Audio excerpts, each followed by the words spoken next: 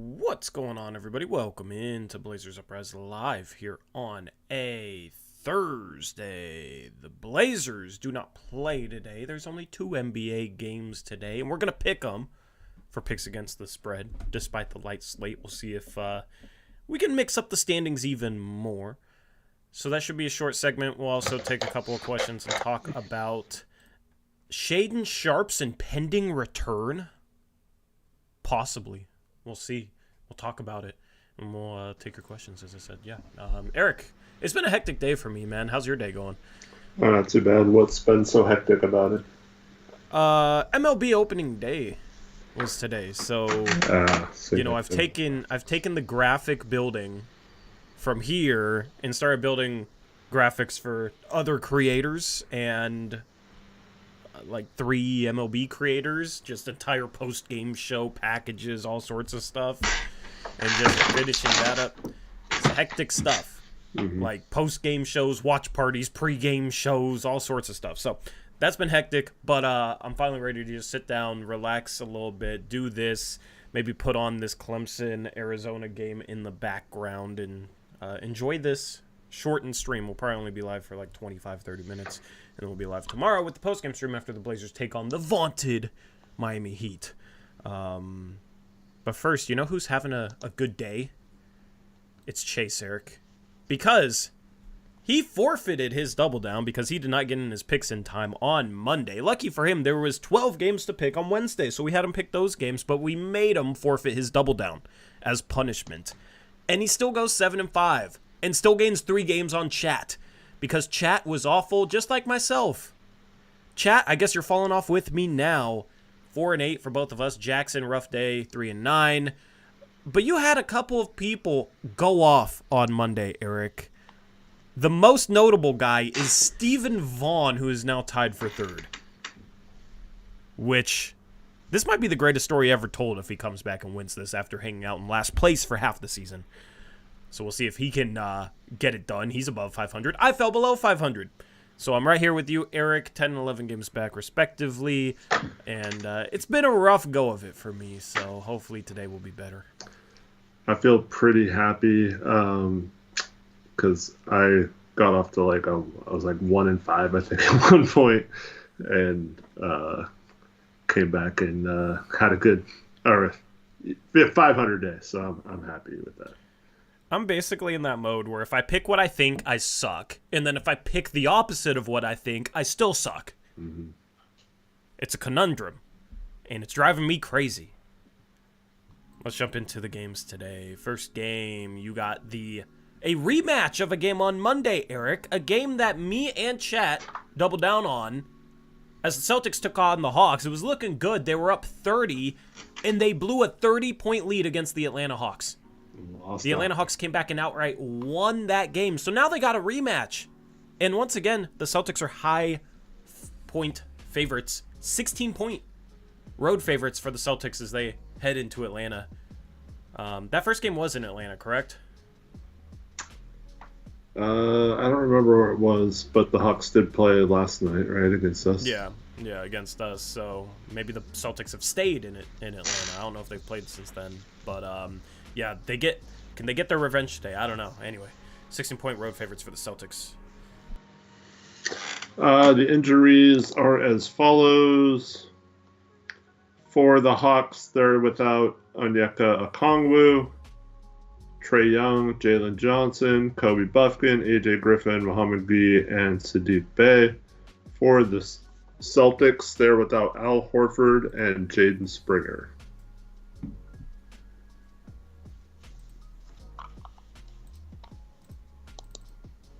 Will we learn our lesson today? Ugh, 16. I'm going to take the Celtics. Screw it.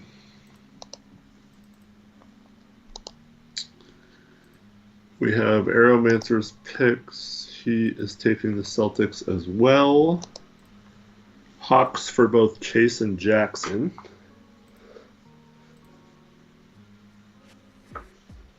Hawks for Steven. Celtics for Connor. Celtics for 503.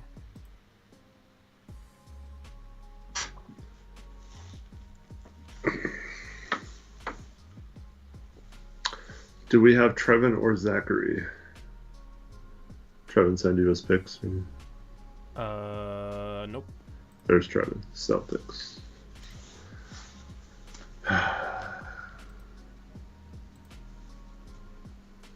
Crushables went Hawks.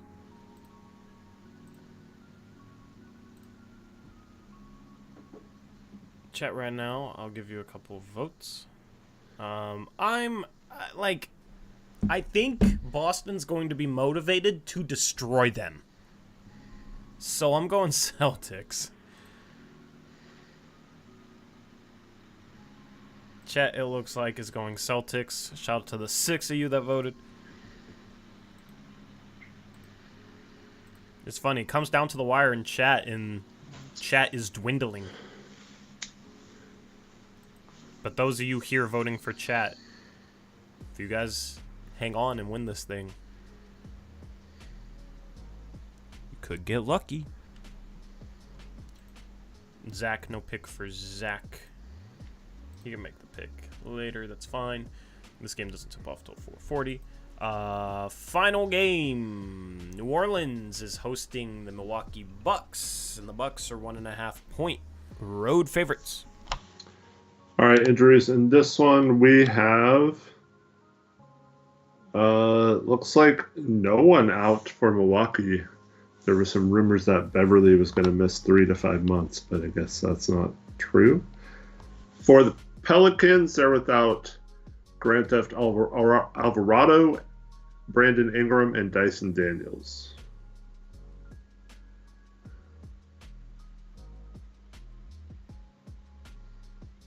Alrighty.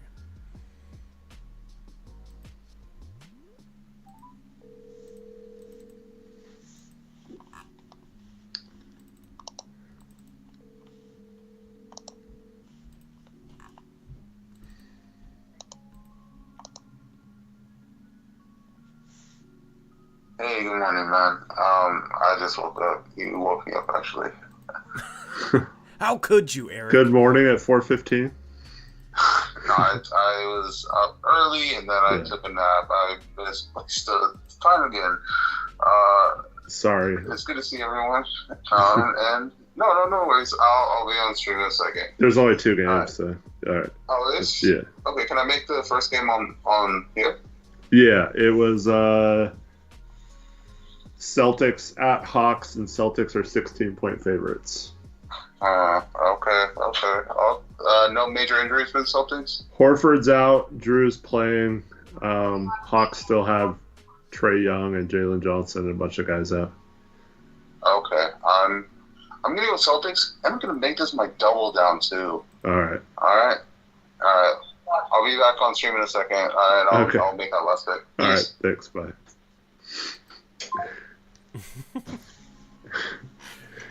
Sometimes I think it would be fun just to have all our mods in a voice chat instead of in chat when we make these picks. Yeah. And just have it be chaotic, you know? That could be a fun thing to do last day of the season when we pick 15 games. That could be fun. All right, we got Bucks for Chase and Jackson.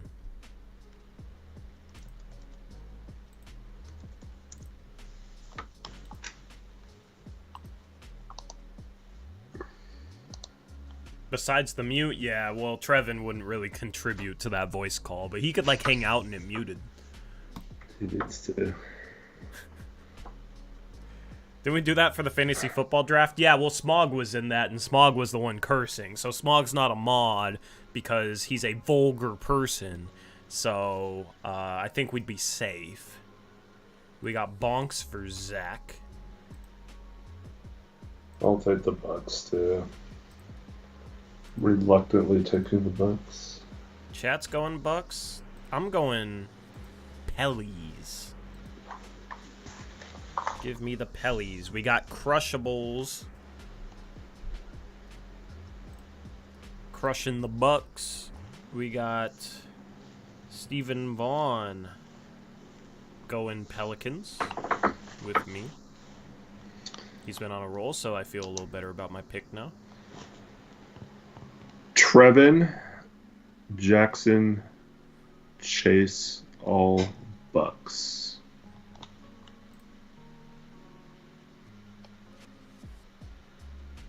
Trevin, Jackson, Chase. I just need Connor and Arrow. Pels for Connor. Pels for Arrowmancer. Alright, so 8v4 in favor of the Milwaukee Bucks. Time for double downs. We'll do a double down poll for chat. Chat, your 2 picks. You picked the favorites. The 2 green teams. You got Boston minus 16. You got Milwaukee minus 1.5.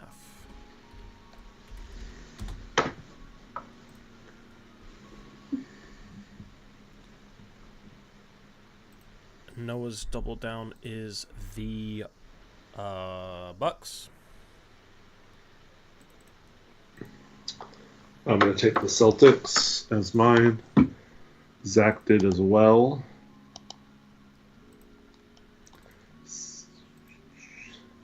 Pels for Connor and Arrowmancer.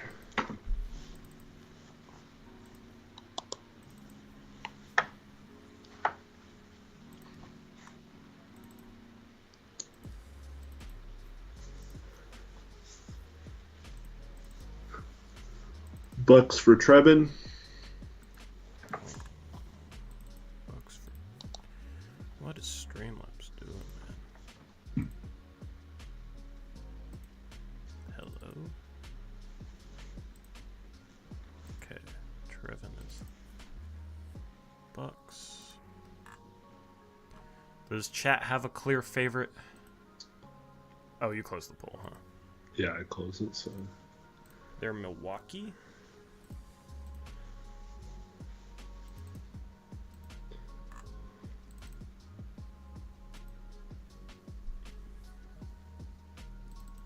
I guess I'm gonna go Celtics again. Chase is going Hawks. Let's go. Alright, Chase is Hawks. Steven is also Hawks. Those 2 have been doing the best, man. Lately. So, whoops, I put it on the wrong one. Those 2 have been killing it, so... I think Steven might have doubled down on the Hawks last week. Crushable's double down is the Bucks.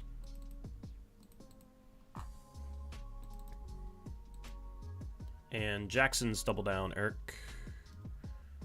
Do you have it? You're muted. Bucks. Okay, cool. Alrighty, so lots of green on this graphic. You got 5 people going with the Bucks. That's Jackson 503, chat, Crush, and Trevin. Me, Eric, and Zach going with the Celtics. Oh, sorry, Eric, Zach, and I, because I know some people care about that. Gotta put myself last. Connor and Arrow going Pelicans, and Chase and Steven going Hawks. So, I mean, this is about as much disagreement as you could have on double downs for there only being 2 games and 4 teams to pick from. So good luck to everyone except chat. I'm praying on chat's downfall, but chat, I love you. Thank you for participating in, especially this time of year when it's just... How are you guys feeling about this season? Because the people that show up for these streams, I feel like you guys are very invested in the team even when they're down. I don't know how much of it is like you guys being invested in the channel instead, or just like I don't know, you like to hang out with us. But I'm curious how exhausting this team is right now, given that it's March 28th and they're probably tanking once again, and we're obviously rooting for them to lose games. Are you guys enjoying games lately? Are you guys just, you know, waiting for the season to end? Like, are you excited for the off season? Let us know in the chat, because I'm curious how you feel about this season compared to, like, this time last year, this time a couple years ago. obviously, if we still had Dame and had dreams of winning, it's a little different going into the offseason. So that's where my curiosity lies. Like, without Dame, with it being a rebuild, it's the first year technically of the rebuild where we're going into the offseason knowing that it's a rebuild. How are you guys feeling about the offseason? Are you more excited? Are you less excited compared to last year? I'll do a chat poll for that.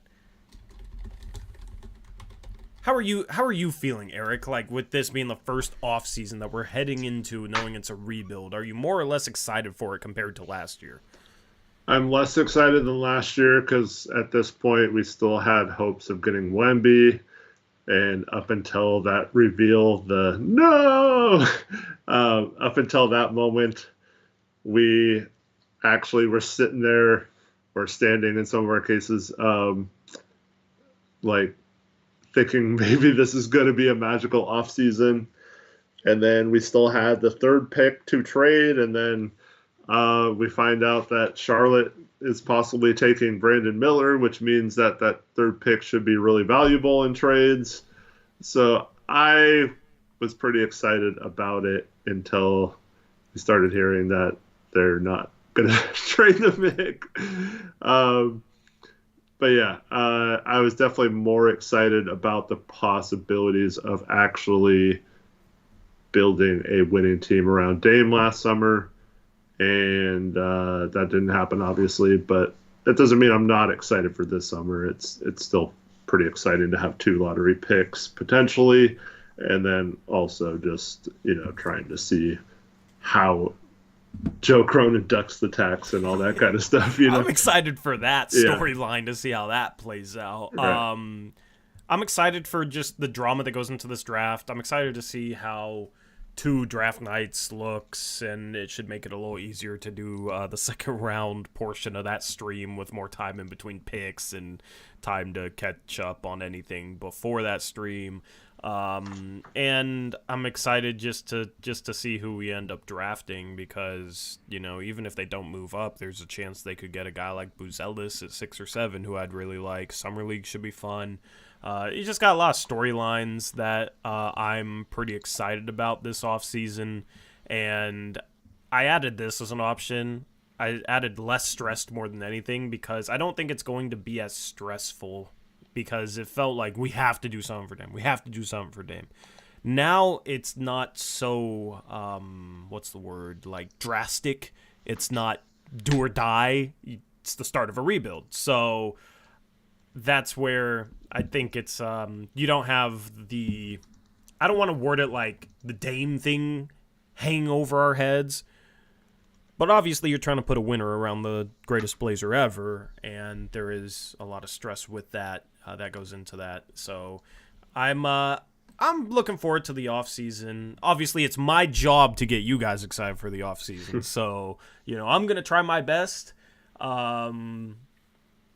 to get you guys excited, to lay out storylines that I think are very interesting and that sort of thing, to do even better content than last offseason, especially these player reviews I'm going to do. I'm working on them now, downloading clips and formulating how I want to go about these. So, hopefully you guys are excited for that. Lottery should be fun. We'll probably do another meetup. That's the plan right now. And, I'm looking forward to it. The rest of the season is going to be a little bit of a struggle, but I do think the Blazers at least have some depth going into the offseason, and it's going to be interesting to see how they sort that out. Because I was sitting there last night, Eric, I was thinking about what would be like the best case realistic offseason for the Blazers. And I was thinking, okay, they draft Sar and they draft Salon with the Warriors pick, right? Mm-hmm. And then I was looking at the lineup, and it's just like, we talked about this on a previous post game. You got the 3 guards, you got Kamara, you got Banton kind of at the 3. And then, you start Grant at the 4 and you don't start Sar, and you start Ayton at the 5, and then you have Sar as the backup 4 and Robert Williams as the backup 5, like if he comes back, right?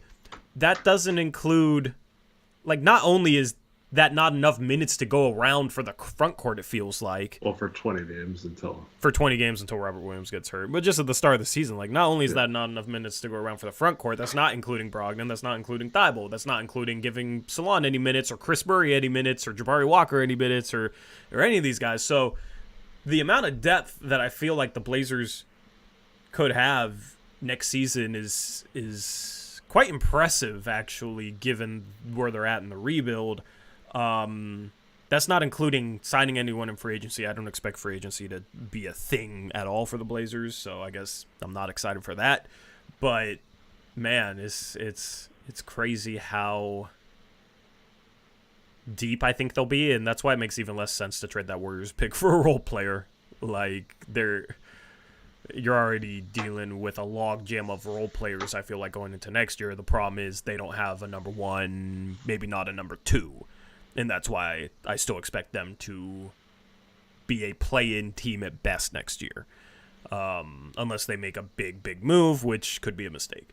So, or I'd say a huge jump for multiple people, I guess. Yeah. So, which would be awesome, But that's part of the reason why I'm excited for this offseason too, is just seeing how they sort out that depth, how they answer the tax question.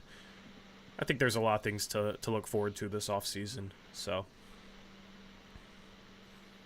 you watching Clemson, Arizona? Arizona just scored to cut it to 8, but they got down 10 early. Yeah, they're getting slapped by Clemson. Only 8 points in the first 10 minutes. I didn't expect Clemson to do this well. They lost by like 20 to Boston College in the ACC tournament. So, very surprised by their run. Should have pretended they were New Mexico in my bracket. Did you see Kamara is out tomorrow? Yeah, so that's a bummer. What did they list him with? Rib. Is that a tanking injury?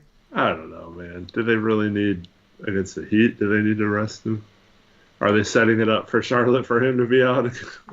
I mean, yeah, I don't know. Kamara's been balling, though, so he's playing too well. Yeah. Congratulations, Kamara. We know you're a rookie, but you're playing so well. You've graduated into the tanking injury class. You're not a tank commander anymore. You're a anti-tank legend. We gotta get you off the tank. Tankinitis. Tankinitis, I like that.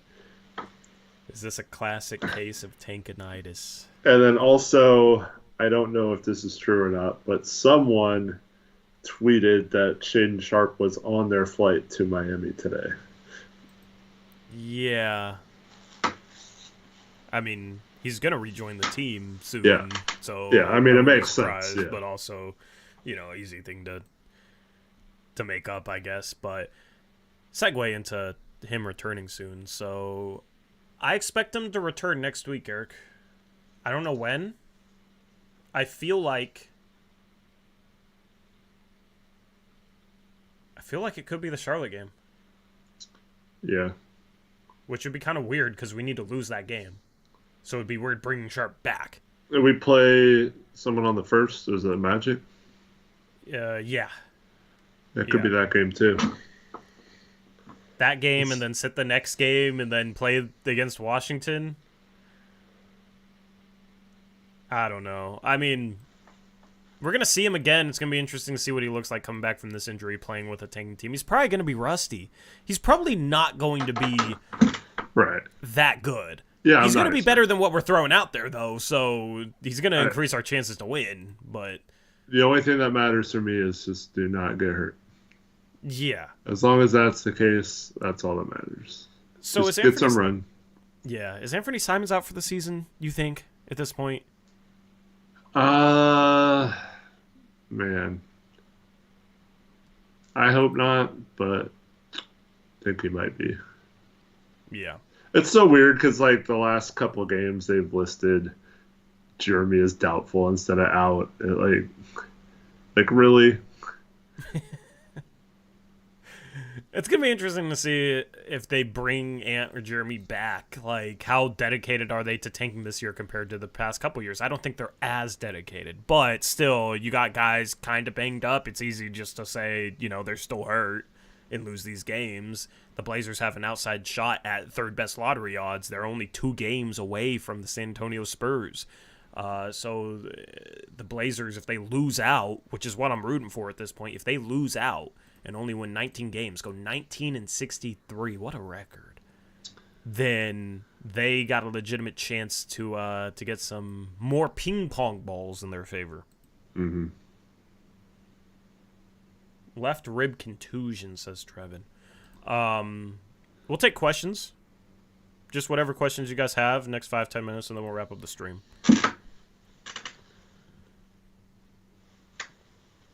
Who's the commander now? It is Chris Murray. And Scoot Henderson. Scoot is our tank commander, unfortunately. I don't really know who else you'd throw up there. We're not playing anyone that's, like, drastically terrible, you know? Like, even Higgins does some good things, man. I guess it's Moses Brown, right? Since they insist on playing him, yeah. Do you think we win a game left in the season? I think, if I had to guess, we win 1 to 2 more games this year. Yeah, it's hard to say you're just going to go winless. Like, but they play winning teams other than Charlotte and Washington. Every other game is against a winning team, so they have a tough schedule down the stretch. These road games, they only have 3 home games left, 7 road games. So their schedule lines up for them to lose a lot, but I still think with them playing Washington and Charlotte, they're probably going to get 1 win in there. Hopefully it's against Washington. Hopefully we do what we do best and just lose every freaking game in March and April, though. Yep. That'd be phenomenal. Your match will get the 3rd best odds. That'd be crazy. That'd be dope. Yeah. That'd be dope. Don't have to get nervous until, like, 6. Well, I guess if teams move up, that's bad, so I guess we're nervous the whole time. But win against the Warriors, please. Yeah, I mean, depending on how our pick shapes up, and how their pick shapes up, that could be a game that'd be good to win. PJ Hall just hit a 3. Man, Clemson's killing it. Doubling up Zona. Yeah. What are you doing tonight? Just watching basketball? I got rec league and watching basketball. I don't know when my game is, so we'll see. And I'm finishing these graphics. JD, people keep coming here and saying that, and we've talked about it, like, Meringues expected a lot that hasn't happened before. So don't take it as gospel. That's all I gotta say.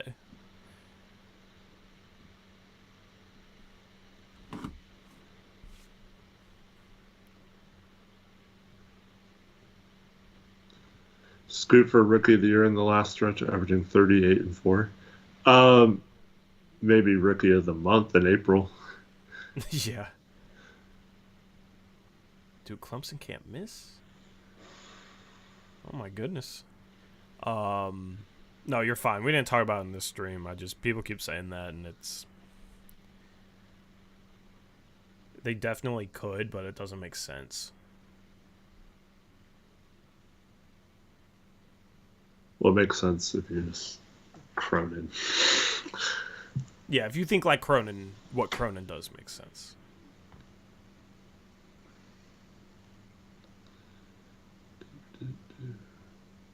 Any other questions you guys have, feel free to send them through the chat. If not, we'll be live again tomorrow, approximately 7:30, after the Blazers take on the Heat.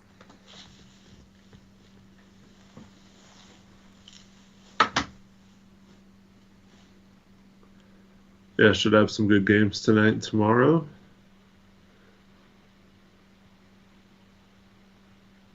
UConn worth watching. Absolutely. They got Stephon Castle, who could be a lottery pick. Probably is a lottery pick. And they're a fun team to watch. You got Klingon. Tristan Newton is one of Eric's draft sleepers. They got some NBA prospects to watch on their team, and they're taking on San Diego State. So it's a rematch of last year's championship. When does Cronin speak again? Probably exit interviews, right? Yeah. Did Didn't he skip an exit interview last year, or am I misremembering? No, they did that weird thing where they didn't have an exit interview day. Just after the game, they just all had a little press conference for like a few minutes. That should have been our first clue that something was wrong. Yeah, like, what are we doing, man? Do exit interviews for years. Why are you switching it up and doing post-game press conferences as your exit interview? Just kind of silly. Yeah.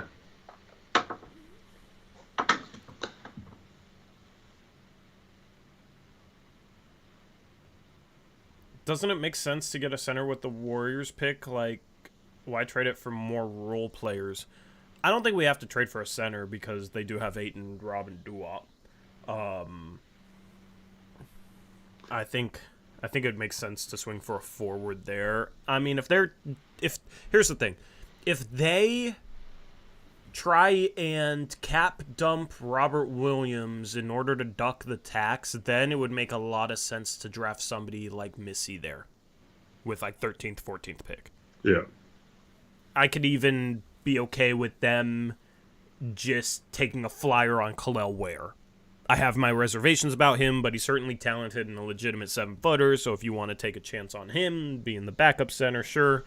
It'd be kind of interesting to have his motor behind Ayton's, you know? But, like, Klingon at 14, I feel like, 13, 14, I feel like is a little high, but I could definitely see the Blazers doing it, and I would probably end up just embracing it.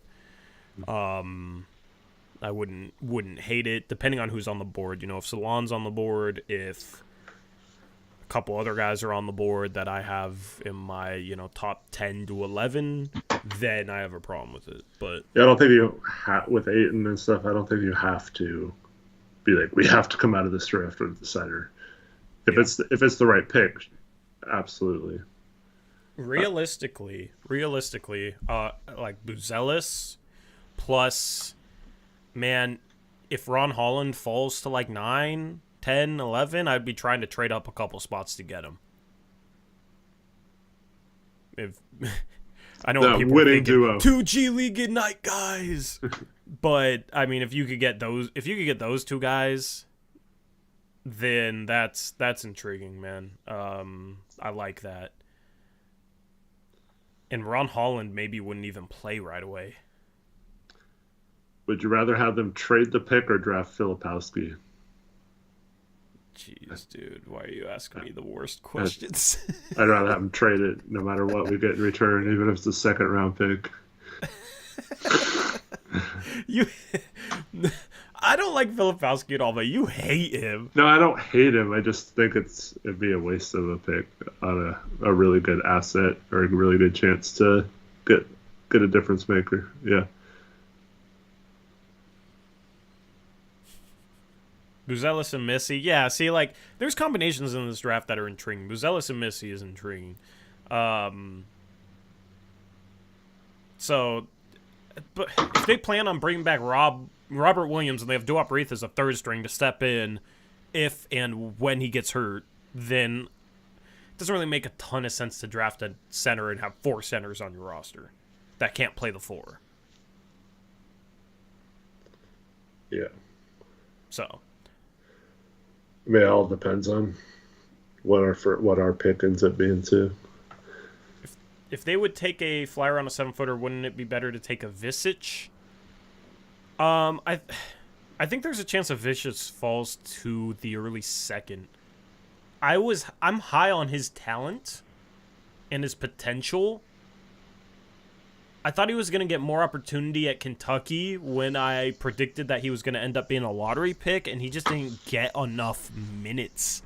And he also, I feel like, just didn't get enough opportunities to showcase his ability to score, his ability to pass, because he's playing with a bunch of guards that have the ball in their hands, right? So I don't think the Kentucky experience was the best opportunity for him to raise his stock. So he could be a really good value later in the draft and might make sense to take with the Warriors pick, but it's tough to take a guy like that who hasn't really shown much because it's just a complete flyer, where there's other high upside guys that maybe have shown more production and you can feel better about them reaching that upside and better about their floor. Yeah. Such like, Khalil Ware maybe, or a Missy, or a Klingon. Klingon I don't think has anywhere near the upside of an Avicic, but I think his floor is noticeably higher. Yeah.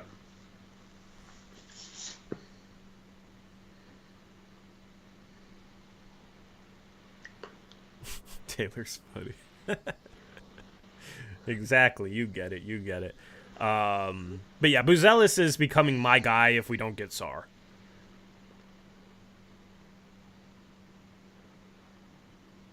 I'd rather have Nafali Dante and Folly Dante, sorry. Someone corrected me on that. Than Filipowski. That's crazy. Christopher says no Zags. I mean, Gonzaga has only one senior, and the rest of their guys are going to go back to school. So, did you see the guy they picked up though, Eric? He has a chance of being a first-round pick next year. Yeah. He's like 6'7", 7-foot wingspan, shot 47% from three, and apparently is a good defender, switchable defender. That's the type of guy Gonzaga gets in the transfer portal, has him for 1 year, and then is a first-round pick, like Brandon Clark. AIA or something? Yeah. Ajayi. We went from a Yai to a Jai. UConn and San Diego State started, so it's actually tied. San Diego State holding with them in the first 4 minutes. Shelvin agrees with me, has Buzelis number 2 on his board. Great minds think alike. UConn about to go on a run. Probably. Anyway, anything else for the stream, Eric? No, thanks everyone for watching. Hope you have a good evening. Hope to see you tomorrow night after the game. Yep, and we're going to try and answer more questions, be a little bit more interactive on post-game shows just to keep those fun, just to keep those fresh as we tank the rest of the year. Only 10 games left, so we'll see how much the Blazers can lose. But we appreciate you guys who come over here to the second channel and hang out with us and give us a place to talk hoops and interact with us. We appreciate it, truly. So we'll catch y'all. Hopefully you have a good rest of your Thursday, and hopefully we can catch you tomorrow night on the post-game show after the Blazers take on the Heat. And Taylor says to keep things fun, we can keep arguing about Ayton Torrey. Well, I don't think he's going to play again the rest of the year because we're in tank mode. So anyway, I will catch y'all later, and until next time, as always, peace out. Go Blazers.